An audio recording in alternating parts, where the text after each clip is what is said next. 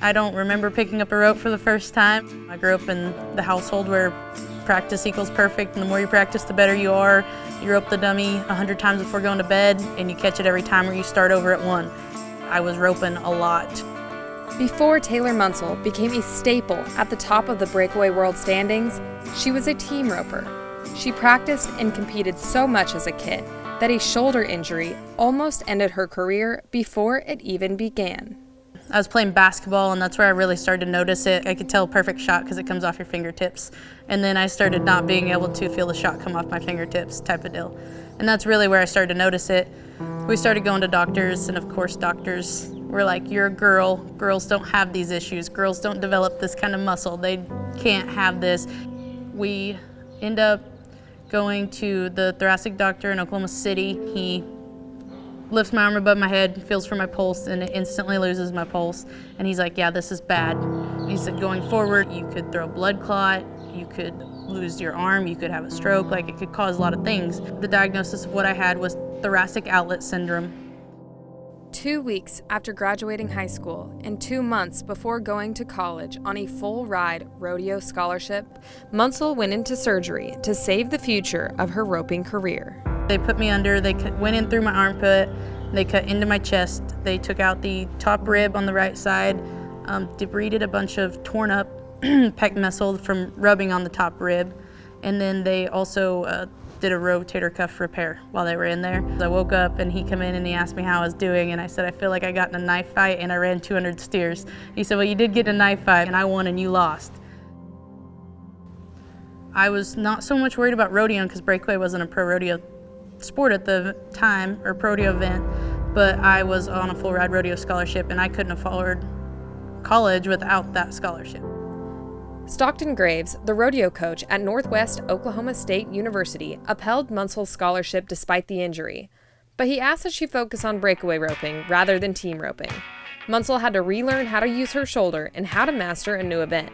She returned to roping just 6 weeks after surgery rather than waiting the doctor's recommended 6 months to a year.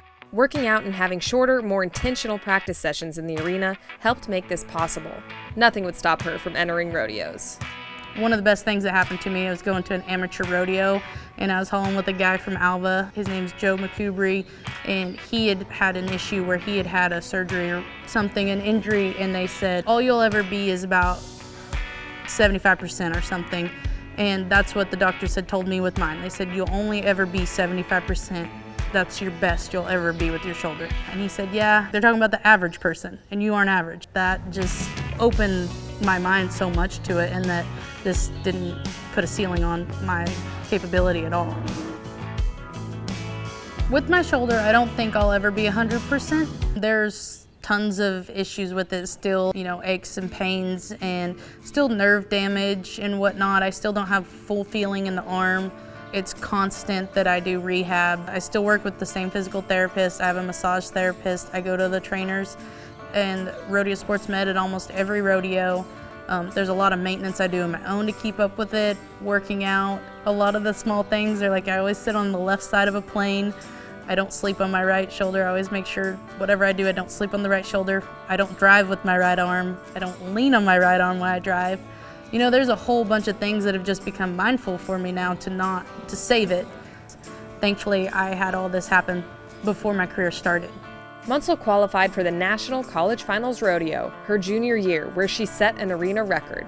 She qualified again her senior year and won the College National Finals Rodeo in 2019. And then I started to enter the big ropings, and then it was the American added it, and I got to go to the American, and I won second, and I got paid more than I'd ever been paid, ever thought I would get paid for running one calf in my life.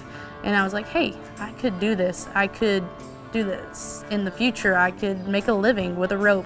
She has had an unreal winter run. She wants to carry it into Salt Lake City. Taylor Munsell took the lead in the go-around as well as performance number 8. You should be proud of your performance today. 2.4 earlier today, 2.4 again. You're now leading the aggregate. She just won the Reno Rodeo, 2.8 seconds for Munsell. Taylor Munsell has gone on to qualify for the National Finals breakaway roping 4 times. You can have setbacks. There's no certain age you have to start at. Like, I didn't start roping because I didn't want to breakaway until I was 20 and before I decided I was going to be serious. And that was after a major shoulder reconstruction and setback. People don't know that side of me. Most people know this side of me. It's cool that I can give that insight to people that are also kind of have the same struggles.